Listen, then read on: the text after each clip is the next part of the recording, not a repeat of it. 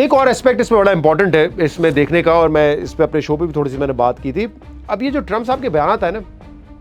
इनको लोग बड़े मशकूक और शक की निगाह से देख रहे हैं कि क्या बात है कि हर थोड़े अरसे बाद डोनाल्ड ट्रम्प साहब आते हैं और कहते हैं कि नेगोशिएशंस हो रही हैं, ईरान हमारी बात सुन रहा है, ईरान संजीदा है नेगोशिएशंस पे और 2-3 हफ्ते में जंग खत्म हो जाएगी। कभी कहते हैं it's a matter of days कि जंग खत्म हो जाएगी, लेकिन फिर वो एक बयान दे देते हैं एग्रेसिव किस्म का जहराना कि नहीं मैं तो तबाह कर दूंगा ईरान को। इसकी वजह क्या है? तो अब इंटरनेशनल न्यूज़पेपर्स, चैनल्स इस पर बहुत ज़्यादा, इंटरनेशनल मीडिया बहुत ज़्यादा इस पर बात कर रहा है कि ट्रम्प साहब जो है ना वो मार्केट को मैनिपुलेट करने के लिए बयान देते हैं। ठीक है, और उसकी वजह क्या है? अच्छा, एक वजह तो ये हो सकती है कि ट्रम्प साहब का बड़ा कंसर्न है ना, डोनाल्ड ट्रम्प का बड़ा कंसर्न है कि यार जंग तो शुरू हो गई है, लेकिन अब ये जब ऑयल प्राइसेस बढ़ रही है, स्ट्रेट ऑफ हुर्मुज़ बंद है, तो दुनिया में जो एक ग्लोबल शॉक है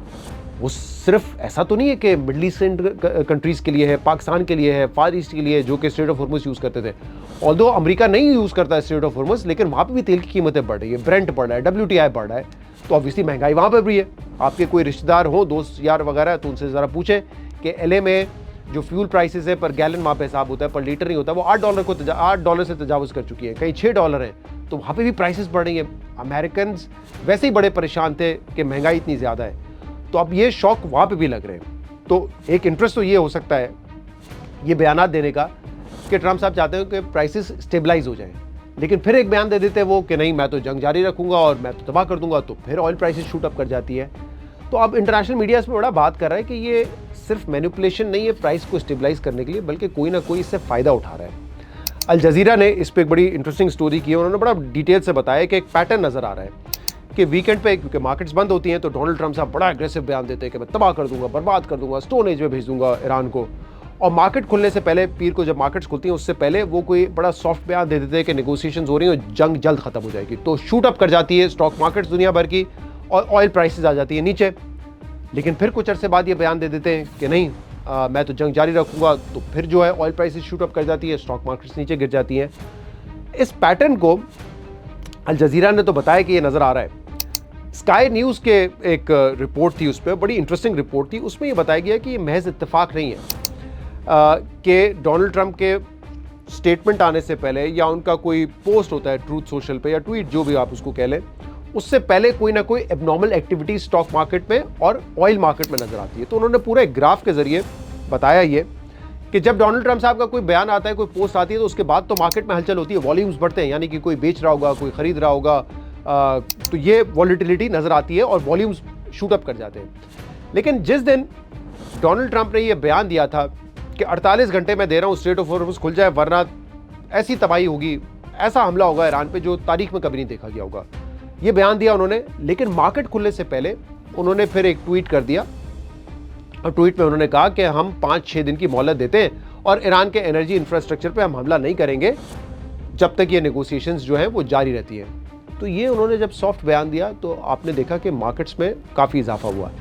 लेकिन स्काई न्यूज़ की रिपोर्ट बताती है कि इस बयान से 15 मिनट पहले एक बहुत बड़ी ट्रेड हुई है, और ये ट्रेड महज किसी एक कमोडिटी में नहीं हुई, ये ब्रेंट ऑयल में हुई,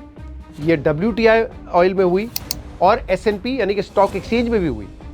तो यानी कि मुख्तलिफ मार्केट्स में ये देखा गया कि डोनाल्ड ट्रम्प के बयान से महज 15 मिनट पहले एक बड़ी ट्रेड होती है।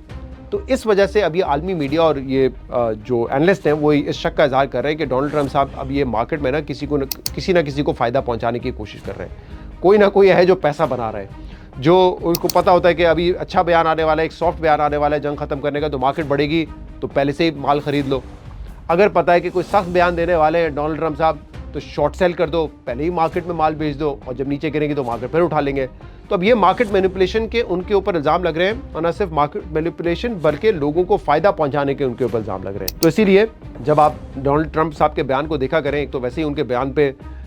यकीन करना बड़ा मुश्किल होता है, आज कुछ बात करते हैं, कल कुछ और कहते हैं, और यही वाहिद बंदा है जो कि ये जंग रुकवा सकता है, क्योंकि नेतन्याहू का बस चले तो वो जंग जारी रहेगी। अब ट्रम्प कैसे कन्विंस होते हैं इस जंग को रुकवाने के नवंबर के जो इलेक्शंस हैं उस वजह से होते हैं, अमरीकी प्रेशर की वजह से होते हैं, या कोई और मामला होता है, ये तो आने वाला वक्त बताएगा। लेकिन फ़िलहाल ऐसा लग रहा है कि वो इस क्राइसिस का फ़ायदा उठाते हुए इस पर अपॉर्चुनिटी देख रहे हैं और कहीं ना कहीं मैनिपुलेशन से किसी ना किसी को फ़ायदा पहुंचा रहे हैं। सो लेट्स सी अब ये मामला कितना अर्से चलता है। उम्मीद तो ये करनी चाहिए हमें कि ये नेगोशिएशंस दोबारा जो है जिस पेस से बढ़ रही थी पेस से बढ़े, ताकि पूरी दुनिया में, पाकिस्तान समेत पूरी दुनिया में कुछ इस्तेकाम तो वापस आए।